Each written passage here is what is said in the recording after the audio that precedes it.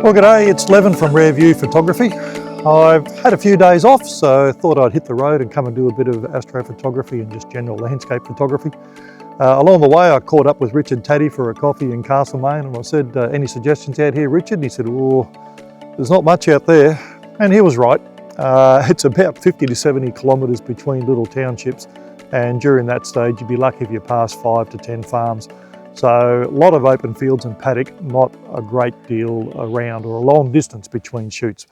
But anyway, I found this little gem, nice old rustic shed in the middle of a paddock, literally in the middle of nowhere. And so I thought, yeah, this could work for me tonight. So the goal is, from what I've seen so far, I'll basically just put some lighting on the shed, on the front of the shed to the right-hand side there, and also on the left-hand side, shining this wall. I'll certainly throw a light also inside the shed as well, just to light that up a little bit. And maybe, not too sure, so here we go, might end up putting a light underneath as well, just to light up those stumps. They're pretty cool. And so basically shoot that as the lit scene, and then turn all the lights off and start shooting the Milky Way. The core's basically going to rise just slightly on the left-hand side of the shed there. So it should be in a really good position, but more than likely what I'll end up doing is actually shooting the Milky Way core separately as a tracked image and then just drop it in the back. So it is all legit from the point of view of it's going to be exactly that Milky Way in exactly that position, but I'll just get away from the shed. It just makes it a heck of a lot easier to blend it in. When I'm doing the Milky Way shooting, I'll probably also use the little MSM tracker. Great little unit. And also I've got to do a shout out to Eric Wilkes for sending me this awesome little bracket that clips on to it. I'll just bring that in so you can see it a little closer. Great unit, thank you so much, Eric. It's just works beautifully well. Clips onto the back, even a little screw there that holds it all in place. You basically just sit the phone in the mount like that, and that allows you to do the polar aligning. And yeah, it just works like a treat. So thank you so much, Eric. It was really, really kind of you to send me that. So once I start shooting with the tracker to capture the Milky Way, then I'll just join it all together in post-production. Anyway, if it all worked, here's how it looks.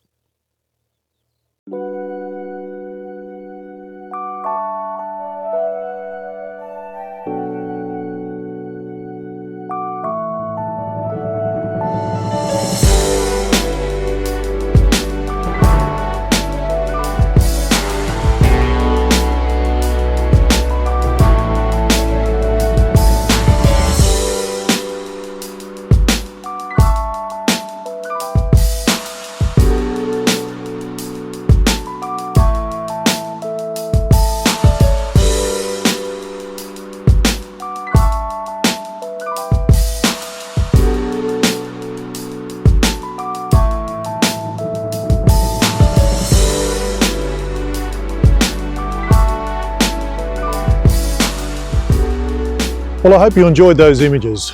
It's been 2 mornings since we last spoke, and I've been sleeping in the back of the car, and I do smell like a sheep livestock semi-trailer, but I was able to locate this awesome abandoned farm, and with the owner's permission, I've spent the night here. And as you can see behind me, there's this abandoned old house, a couple of sheds down the back, which I'll take you to in a minute. And when I worked it out, the Milky Way core was basically going to be smack bang between the chimney and the tree. So I threw a few lights around the house and in the veranda and took a few shots of that. And if it all worked out, here's the shot.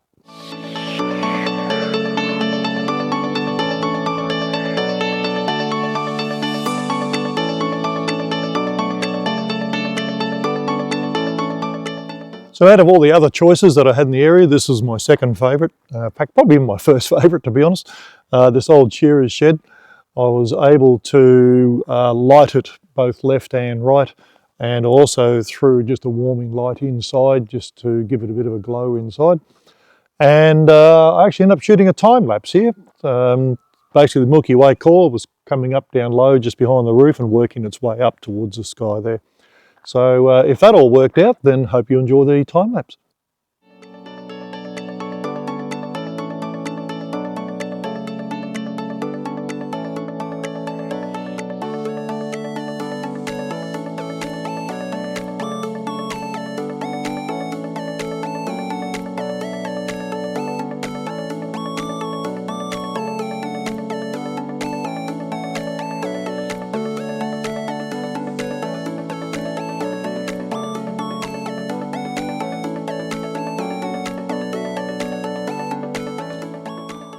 The other thing the farmer briefly mentioned was he said, I think there's a horse in there as well somewhere, but you'll be right, it's no worries.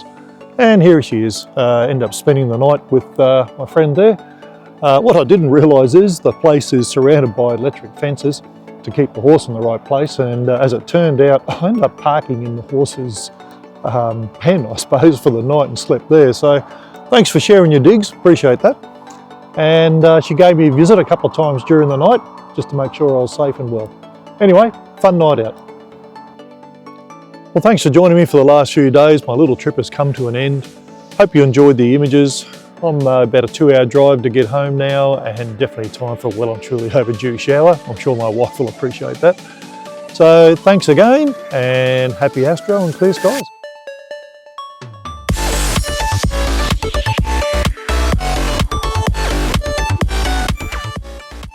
If you'd like to hang around for about another 30 minutes and see how I process this panorama with separate sky and foreground, just continue watching. It is fairly involved, but I'm certain you'll learn a lot from it. So I hope you enjoyed that image, and I thought I'd just show you how I actually constructed it. Effectively, on the night, I shot 5 foreground images as a panorama, and then positioned the camera up a bit higher in the sky and shot 5 of the Milky Way images also as a panorama. You always shoot more than what you need because you'll always lose some during the panorama stitching, but so always overdo what you think you'll need. But anyway, so the 5 images that I took, these are the sky ones, it's these fellas here. And basically the first thing I do is they were all shot at ISO 4000, so they're a little bit noisy. 13 seconds to avoid star movement. So very first thing I do is I take them into a denoise program. The one that I tend to use is DxO, and if I come down here to plug in extras, I've got preview and process with DxO Pure Raw 5, but certainly something like Topaz Denoise or Topaz Photo AI. Very good denoising programs. Lightroom is better now. It does process images and puts them out as DNG files.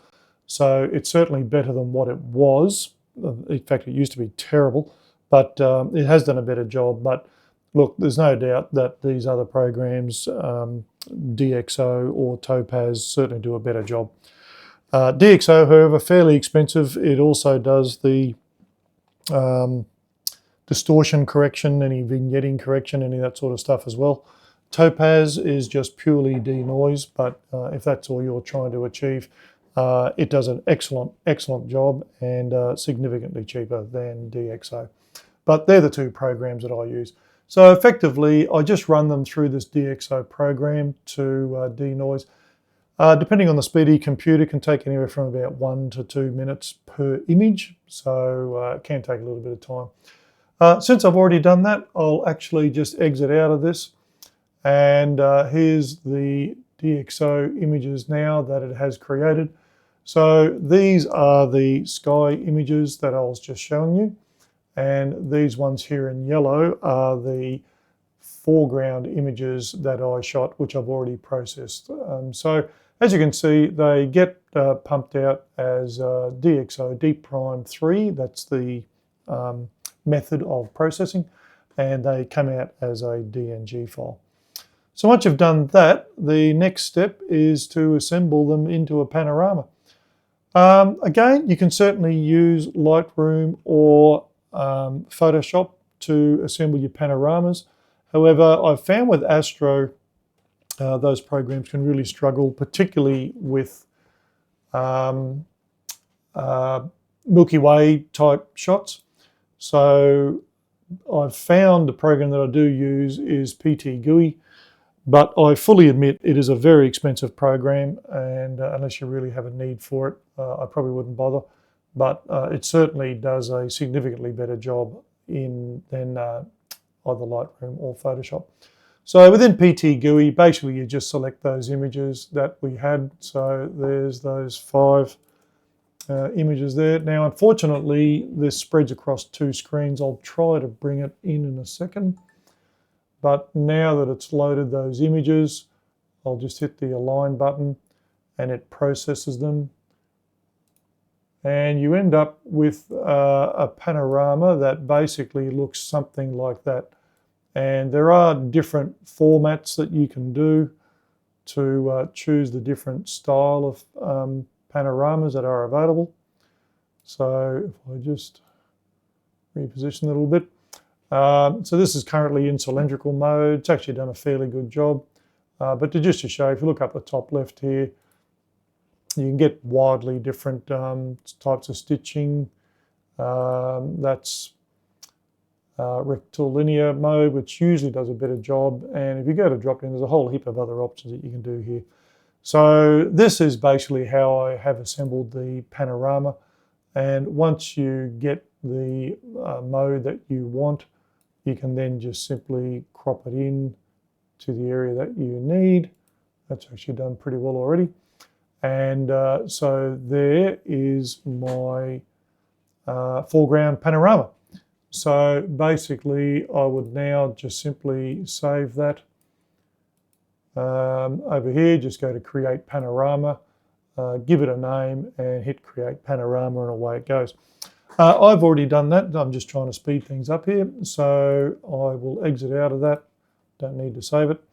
And the net result is when I did both the Milky Way and the foreground, I have ended up with these two panoramas. Once I find them, we got that one there and that one there. So they're the two panoramas that I've ended up with. So now that we've done that, the next step is to basically load them into Photoshop as layers. So with both of those selected, I'll right click, go to edit in, but don't just edit in Photoshop, although it's not the end of the world. It's just so much easier if you open them as layers in Photoshop. So we'll just let it do that and I'll come back to you in a second. So here are both images opened in Photoshop. It looks a little weird. We've got both layers there. So the first thing I'm going to do is just identify which one is which and name them accordingly. So this one here is the foreground. And therefore this fellow here will be the sky. And this just makes it a lot easier for me to work out what's going on. And as you can see, they're sort of, more or less laid over the top of each other as best as Photoshop could do. So now we need to start positioning these, and this is the tricky bit. And please understand, this is very advanced stuff in astrophotography. This is not what you would launch into on day one, trust me. It's very involved, and I'm certain even I'm going to make a couple of mistakes while doing this. Anyway, the first thing to do is basically increase the canvas size. Quickest and easiest way is to just simply hit the cropping tool. Make sure you've got ratio selected up there, and you can just simply drag it up. And as you drag things up, see how it's created that canvas? And the same for going down. Just drag it and go down a little bit. We're just trying to create a bigger workspace, simple as that. And I'll just take that out there a fair way actually for that bit. And likewise for that. So now that I've done that, I'll just select that. It's created a bigger canvas, and just so I can get the big picture now, I'll just go to the magnifier there, and there we go, fit screen. So I've actually probably made the canvas way too big, I suspect, but anyway, that's fine. In fact, I'll just bring it back in because it's certainly way more than we need. So there we go.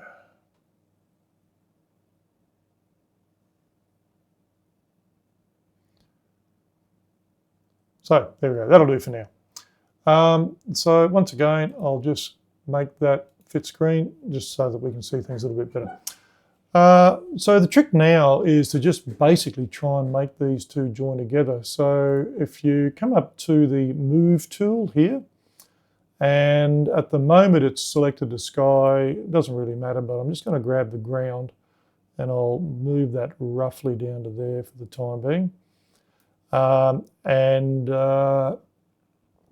the next thing I'll do is I'm just going to drop the opacity of one of these down a little bit, just so that I can, actually I might go to the sky, just so that I can see the layer below and work out where things are going to go. No, I've got the wrong one again. Probably. Let's try that foreground a little bit more. So basically, yeah, I'm just trying to work out where the sky is going to sit in relation to the foreground. So if I just make that sky full opacity, then I can now see more or less where it is going to sit in relation to the foreground. So I'll just pop it in roughly about there. The other thing I'll do now is you can make adjustments to the different sizes of these. And in the Panorama construction, it's made the Milky Way arch quite domed. And this is personal preference now. So I'm just going to stretch that out just a little bit on either side, but I'm not going to go too far because I definitely want to keep that hut centered in the middle of the Milky Way arch. The other thing is I probably will get rid of this tree because the tree is sort of offsetting the balance between the shed. It's just got this over here and there's nothing on this side to match. So to me, it just looks a little bit off balance. So I will crop that out later, but I'm just going to make allowance for that in my positioning of the Milky Way. I might also just flatten it down just a little. And as I say, this is all sort of personal taste and I try and recreate the scene.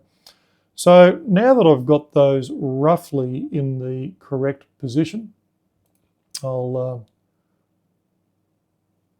just click away and that will now just lock in that transformation. Oops, I must hit a button there. Anyway, and we'll just get out of that transform mode at the present time. I'll take the opacity back up to 100% for the foreground.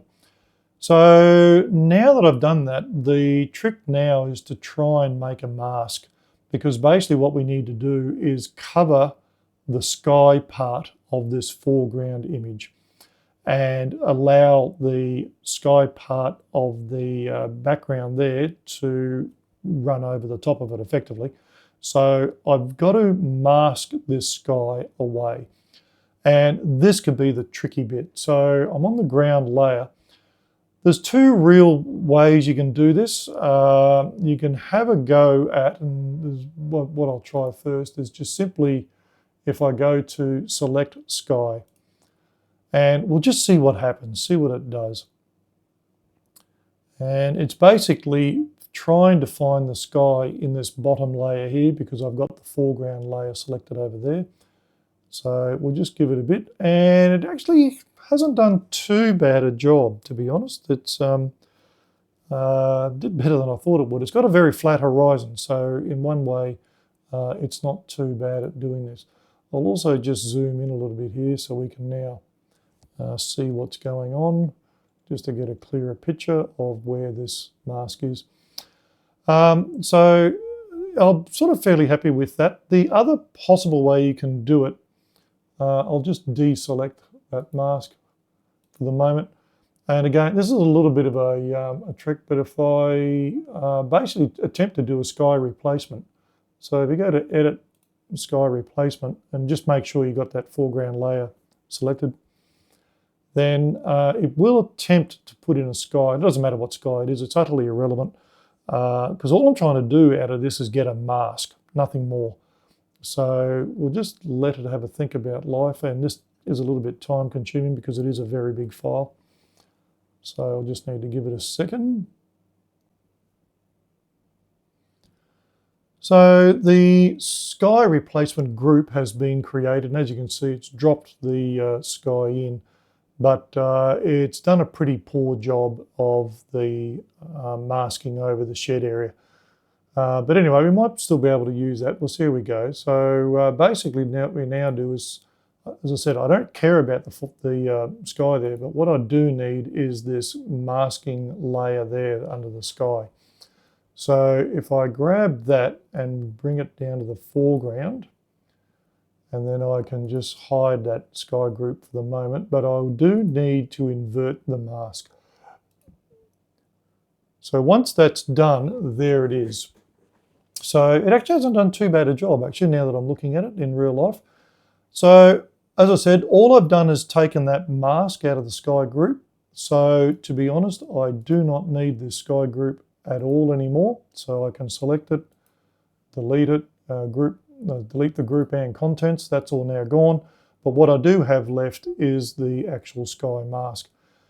So, but as I said, if you go and zoom close, it's done a pretty poor job of masking out the shed, but it has done an excellent job of doing the horizon, to be honest. It's actually done quite a good job of that. So this actually could be the way to go. It also hasn't done too bad a job of the tree, but as I said, I'm probably going to crop that tree out, but the rest has actually worked remarkably well. So now it's just a mask like any other mask. So I can just simply come in here, select a brush, and it's the old story, black conceals and white reveals. So hopefully, once I get the brush, if I've got this around the right way, nope, wrong way. I knew I had a 50-50 chance and I'd blow it. So basically, I just need to have white in the selection there, and I can paint that in. And as you can see, it's just painting in the shed now, getting rid of those stars. So I won't bore you for the next 10 minutes while I do this, but basically we do need to go in now and just very carefully mask this shed back in with the masking brush, and I've only got opacity 60% there, so I'll take that back up to 100, and there we go. And as you can see, it's sort of masking in that shed. It just requires a little bit of care and patience when you're doing this, and to be blunt, this is the time-consuming part of it all. This takes ages to do. So as I said, I won't bore you with this at the moment. I'll stop the video here and I'll come back to you in a second once I've got this completely masking.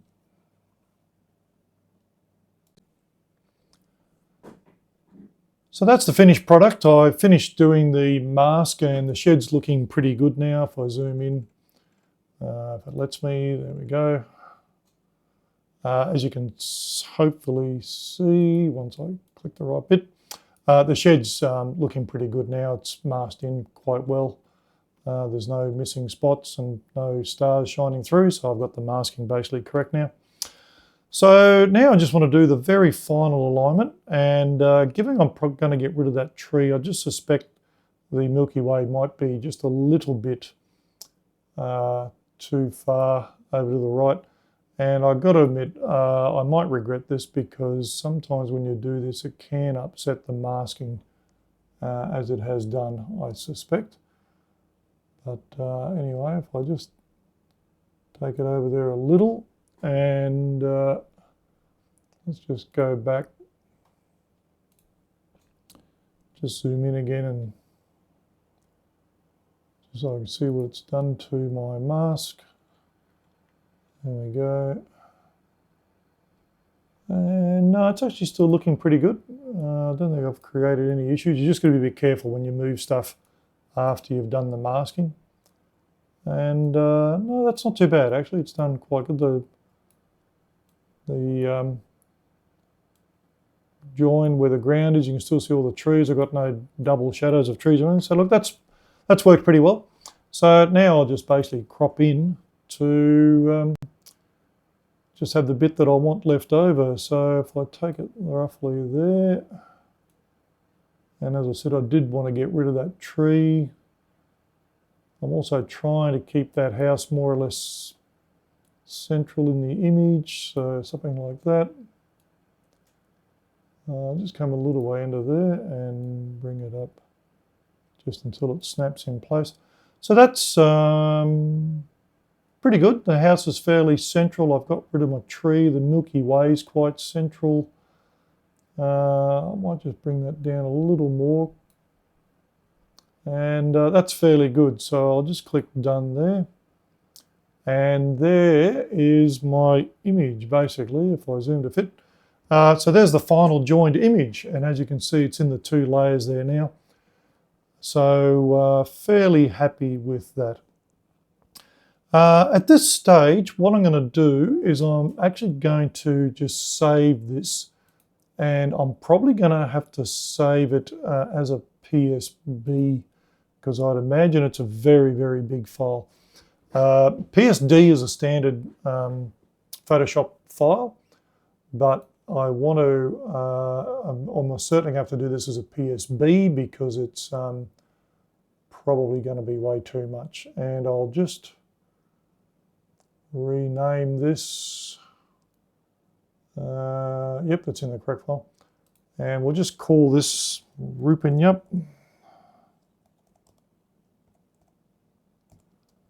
Shed. And we'll call this layers. And I'm really only saving this just as a safety file, because from this point on, if something goes wrong, I can always come back to this. I've got the two different layers, I've got the mask. So this is, as I said, sort of my safety file in case I stuff something up from this point on.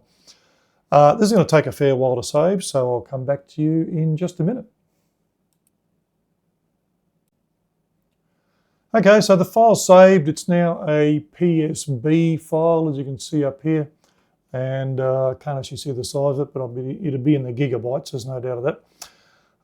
From this point on, it's really optional. Because you still do have the two separate layers, you can work on the layers individually. So I'll just show you one way to go about making adjustments from this point on.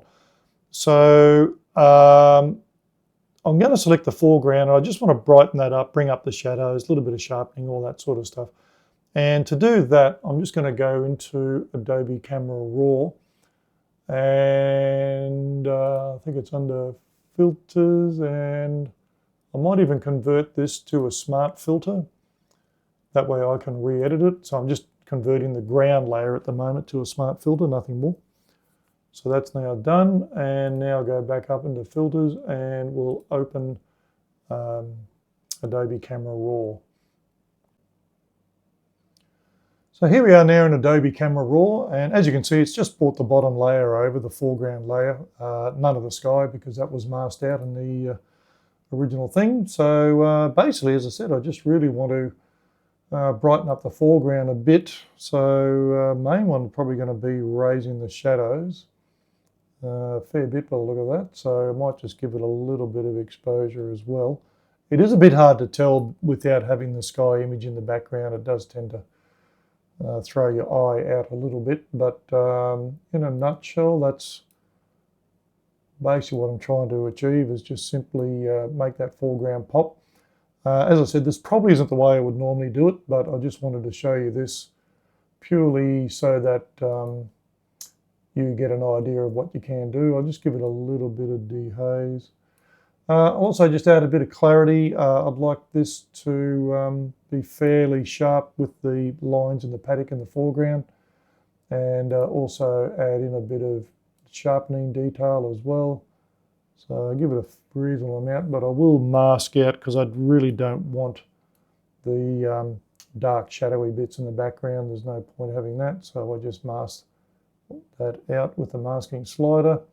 That's just left the shed in the foreground with sharpness now. So look, that's not too bad. I'll give that a go for the moment. So we'll just click OK, and that should take it back in.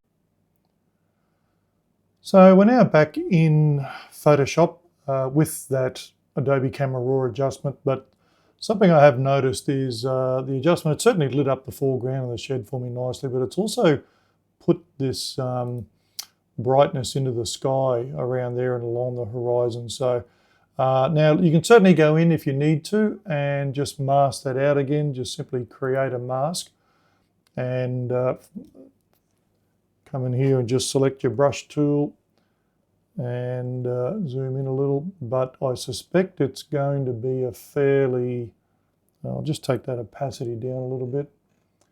Could be a bit of a brutal fix, but you certainly can go in and mask that brightness, or basically just masking that Adobe Camera Raw adjustment out. It's just done it a little bit too much around the edge. That comes back to the original mask because it's a bit feathered in the area where it meets the horizon. That's why that Adobe Camera Raw adjustment is just spilling over into here. So I'll just give that a little bit of a tidy up into here, just get rid of some of that. But that's all that's going on there is, as I say, it was just that Adobe Camera Raw adjustment that's spilling over. So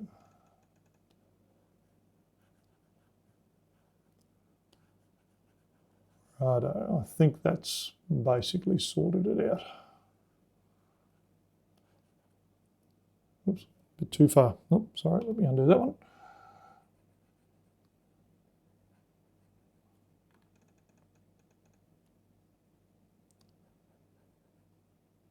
Rightio, I think we'll call that done for the now, done for the moment.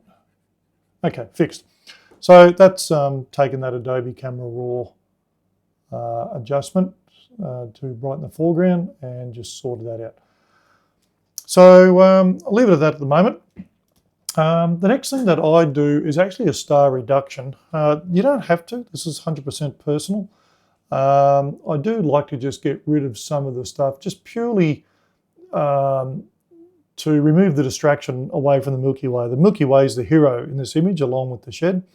So in order to just sort of get rid of some of that star retraction or star light, you can go through a star reduction process. It's done by a program called RC Astro Star Exterminator. You might have heard of that. It's a Photoshop plugin. You do have to pay for it. I got to be honest, I have no idea if this actually works on layers or not. So what I might do at this stage, I've basically kept that as a safety image already. So I think at this point in time, I'm fairly happy to actually flatten the image. So I'll come down. Oh, actually, what I might do the other way around. I'll create a new layer. So this layer here is merging all the layers below that into a single layer above the top there. So basically I've merged all the layers into a new one is the way Photoshop call it. So now that I've done that, I will apply the Star Exterminator action to the image. This takes quite a long time, even on my computer, which is pretty fast. It takes about 20 minutes. And you end up with basically two different layers, a star and a starless layer, and then you blend them back in together. But anyway, I'll let it run its course, but as I say, it takes about 20 minutes. I'll get back to you in just a few minutes. Okay, so Star Exterminator has finished its job and it's created two new layers, one called Starless and one called Stars. And if I just turn both of those off, that's the original image there. It's then got the starless layer, and the idea is it removes the stars. As you can see, it's actually misted up the top here, which is a bit unusual. It normally does a much better job than that. But anyway, I have to leave it as is, and then you can bring the stars back. But by selecting the opacity, you can brighten or reduce the star brightness generally. And also you can add in a mask and just mask out some of the areas. So in this case, I've masked out some of that stuff up the top because that's what the program missed to begin with. As I said, that is a bit unusual. It normally does a much better job than that. But anyway, so the net result is that's before the star reduction and that's after star reduction. As I said, personal taste, it really is no right or wrong with this. As you can also see, it has just dulled the Milky Way a little bit, but that's fine. I can soon recover that a little later on. So I'm fairly happy with that. I'm going to leave that in as is in Photoshop now. And from this point on, I'll jump across to Lightroom and I'll just show you the other way that I go about enhancing the various parts of the image. Actually, before I jump out, I forgot to mention, I'll just flatten the image. So I'm happy with everything there. I've still got my PSB safety file in case things go wrong. So now I'll just flatten that image completely, just down to the one layer now, and I will save that as a TIFF file.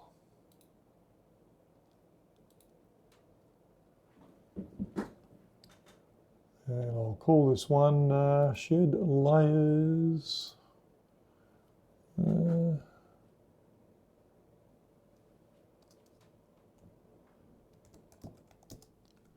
Final number 2. So just to distinguish it from the other file. Okay, so that's done. So now back over to Lightroom. So here we are back in Lightroom, and again, because I saved that as a new file, I've got to just come into the folder itself and just resynchronize, just so that it imports that file that we just created. And there it is. It's just building the preview. And like last time, I'll just go to folder in library just so that I know where I am. So there it is there. There's that Rupanyup Shed Layers Final 2. So I'll just open that in the develop module. And there we go. So the first way I showed you in Photoshop was to just individually adjust each layer, and that's what I did in order to brighten the foreground. But the other way that you can do it is in Lightroom, just using presets and masks and that sort of stuff. I have a couple of presets here from a gentleman called Brian Matish, American. He's got his own website, or YouTube channel, I suppose, and website. But he's also just recently started work with Adobe themselves. So he's now one of the program developers for Adobe Photoshop and Lightroom and that sort of stuff. So quite a good or quite a knowledgeable man. But anyway, he's created a number of presets, and I really do like these presets. He's got breaks them into 3 groups: foreground, full scene, or sky only. And the beauty of Brian's presets are not only do they adjust the image, but they also auto mask. So in the case of the sky only, as an example, if I just come in here and just highlight the Sybil Twilight Enhancer, I haven't actually clicked on it, and you can see that it's done 2 things. It has both masked and found, or found and masked the sky, but also then applied the preset to it. So it sort of does a 2-stage process, or 2-step process in the background. And I've found some of these work really, really nicely. Cloud Enhance a bit too dark. One I found that does work fairly nicely for skies is Cloudless Twilight. And that's without it and with it. And the other one I found that works quite well is Dark Sky Enhancer. And that's not done too bad, actually. It's brightened it up fairly nicely for me.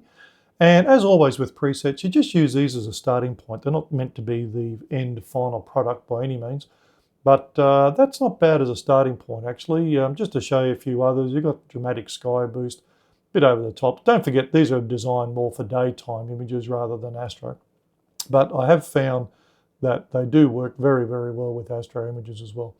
So I'll select the Dark Sky Enhance. Now that I've done that, it's actually going to create the layers.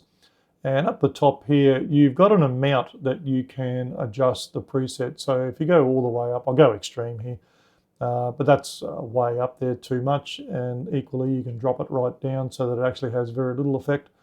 So you can, as I say, adjust what effect you want that preset to have. But I'm fairly happy with that as a starting point. If anything, I do tend to drop them down a little bit rather than increase them. But look, I'm fairly happy with that. We'll use that as a starting point anyway. Actually, I might just take it down a little bit because some of the white areas around the Milky Way are just a little bit too bright. So I've just dropped it down to 80%. As I said, it has created a mask. So if I come up here into the masking area, there it is there. There's that Dark Sky Enhancer. And like any mask, you can go in and you can adjust it and amend it and change it at will. So, and if you want to just have a look, what is it affecting? As you can see, it's chosen the sky very nicely. It's even masked around the shed. It's left that out. Like all masking in Lightroom, there is a small overlap just to allow for a little bit of blending into the scene below, but that's a good thing. So yeah, as you can see, it's actually done an excellent job, which is why I do prefer a lot of times to do all of this work in Lightroom rather than Photoshop. I've just found Photoshop its masking capability is difficult at best. Even if it works, it does tend to make life a little bit awkward. Whereas in Lightroom, the masking tools in these is very powerful these days. You can add and subtract various areas of the mask. So yeah, I do tend to do most of this work in Lightroom now. It's just much simpler all around.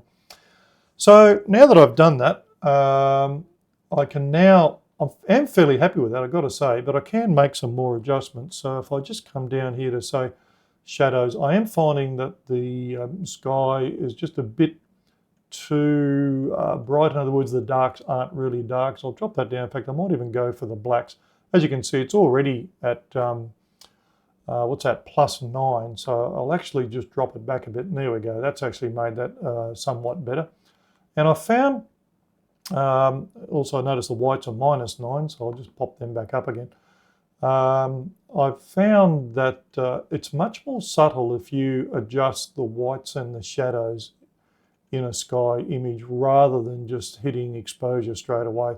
Exposure will work, but it's a very brutal adjustment, whereas if you just work on the whites and the shadows, it does tend to be a far more subtle adjustment and allows you to be just a bit more gentle with the adjustments that you're doing. So what am I doing here? I'm trying to do two things. Just make it look a nice sky, simple as that. And I've got to admit, I probably do need to just raise the brightness a little bit. The second thing I'm trying to do is also make sure it blends in with the foreground. And so one of the tools you do need to use the most with that tends to be the temperature tool. At the moment, it has cooled the image off a little bit. It's down at -8. I'll just reset that to 0. And while I generally do prefer a cooler toned image, I'll adjust that later on, right at the very end. It's sort of more important to get the sky and the ground to match at this stage, or at least look believable. There is a bit of an argument for having a colour temperature difference. They are complementary colours between the blues of the sky and the oranges of the foreground. So either way, it still looks okay, but you just need it to look balanced. It needs to look as though it was shot on the same night, which it was, but it's just a difference there that you've got to take into account. So I'm relatively happy with that, actually. That's basically, yeah, got it more or less at a similar colour temperature and similar brightness. So I've got to say I'm actually fairly happy with that result.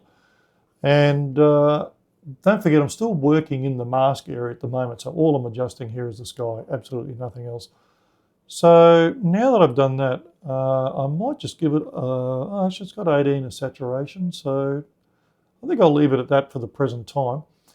What I was talking about with regards making an adjustment later on, if you want to warm or cool the entire image, is come out of the masking just back to the regular image, the full image in other words. And this is the bit here where if you want to cool off the image, and this is personal preference, there is no right or wrong, but if you want to cool off the image, do it now as a global change. That way it's affecting the entire image. And I'll just go to extremes here. So that's -40 on the temperature. That's back to what I had it set as. And if I warm it up a little bit more, then that warms the whole image. And as I said, there is no right or wrong to this. It really does come back to personal preference. I'm finding it a little too warm. I'll just go back to the neutral position. I might actually just take that up a little bit more, but +3. That's probably, in fact, I'm not even sure I like that. And as I say, this is personal preference. There's just nothing else about it. But maybe 3. Yeah, I'll just give it that 3. Just warm up the entire image by 3. Next thing I'll do, this is just a bit of an experiment. I am happy with that foreground, fairly much so, but I am just curious as to what one of Brian's, Matisse's ones will do. One of the ones I've found that's good is, well, he's got a few good ones here actually, but anyway, we'll do crisp foreground enhancer, although it probably is sharp enough already. But as you can see, that's actually lit it up fairly nicely as well, so that's got a possibility.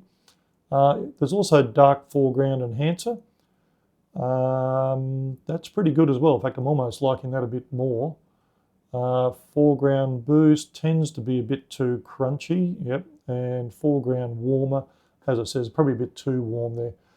So another one that can work is twilight foreground, and that's not making a lot of difference. Oh, actually, so it is. That's without, and that's with, without, and with. That's actually not too bad. I'm sort of tossing up between that, and let's just have a look back up here. Crisp, no, a bit too much dark. So dark is a very general illumination, whereas the twilight is a bit more gentle, a bit more focused. It's allowing the light to bleed off into the distance and get darker into the distance. So I'll use that. I'm just going to select that one, but clearly it is a bit too much there. So I will just back this off a fair bit, maybe around about 60%. And now that it's created it as a mask, here it is here, there's a twilight foreground. And just to see the difference, I can turn it off and back on again. And I'm just using this as a bit of a comparison. I actually don't mind that. I might just drop the intensity of it down a little bit. I'll just back it off to maybe 50. And as I said, this is all personal preference stuff now. This is not really right or wrong or anything like that. This is just trying to get an image that looks fairly balanced and fairly nice. And I'm quite happy with that. It's just a minor adjustment, and in fact I hope you can see it even on the video, but yeah, so I'm pretty happy with that one. So probably one of the last things I'll do now is I just want to make this Milky Way core just pop a little bit more. It's done a pretty good job already with it, but I'll just add in a mask. And I found radial gradients tend to work the best here. So if I just do a radial gradient, and I might have to do several of them, in fact, just to get it correct.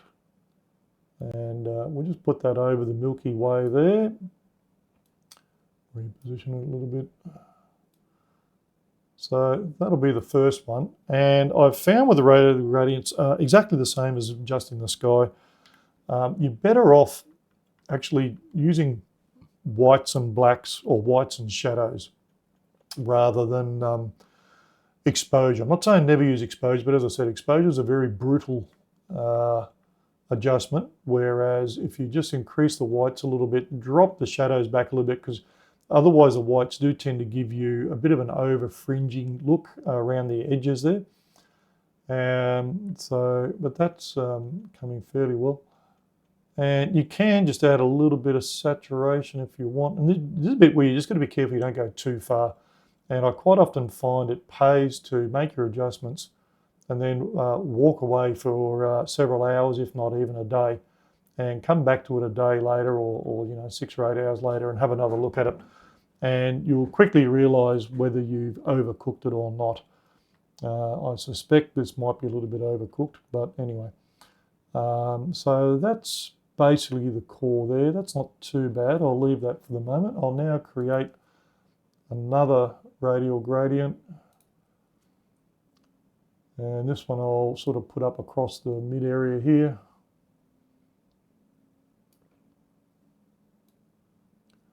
And as I say, I'm just trying to make this Milky Way just pop a little bit more, but not to the point where it is ridiculous or just unbelievable as such. So I'll just take that up a tad more. Drop the shadows down. As I said, it's really subtle adjustments at this stage. Warm it up a little bit. I don't think I mentioned that. I just gave it +3 on that previous one. And maybe a little bit of saturation, but yeah, that's much the same there. And I'll do a third one for over this side. The Milky Way does naturally change colour between the core and the outer edges, so I'm not trying to make it look all the same. It does naturally fall off over on this side anyway. But as I say, I'm just trying to just make it pop that little bit more. So same deal, I'll just increase the whites a bit there, and take the shadows back down just to stop the fringing around the edges. And as I said, very subtle stuff. I'll just raise that maybe 2 on the temperature this time, just so it sort of blends in a little. And a little bit of saturation there as well.